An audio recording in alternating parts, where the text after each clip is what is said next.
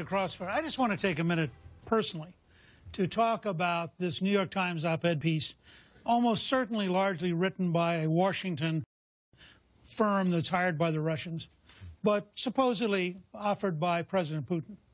I'm a little surprised at all the different reaction. Senators who wanted to vomit, congressmen who were insulted.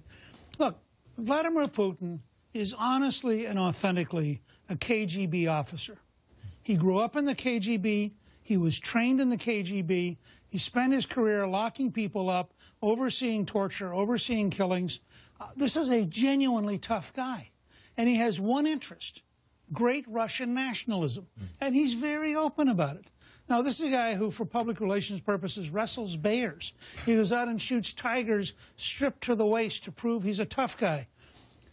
The idea that we would take his statements seriously, go through it. You could go through and read that document, and you could find at every single stage that it's a lie.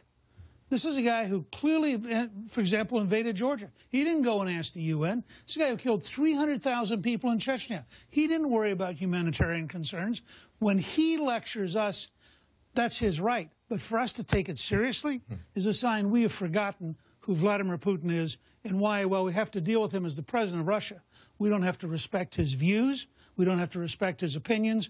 And frankly, we should laugh at him when he tries to lecture America about exceptionalism, because he ain't exceptional. He's just one more in a long tradition of dictators and thugs. So that's my view. But, Alan, I'm curious. Hell of that. Yeah. Your turn to talk about President Obama.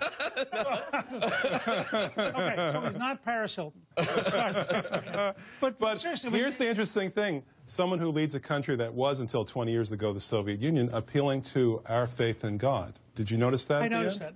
What did you think of that? I thought it was written by the Washington speechwriters. But I thought it was a remarkable post-Soviet document, because he cites the Pope. I mean, you know, can you imagine Brezhnev or Khrushchev or Lenin or Stalin? I mean, you want to know who lost the Cold War? The communists lost the Cold War. Well, Stalin would ask, how many divisions does the Pope have?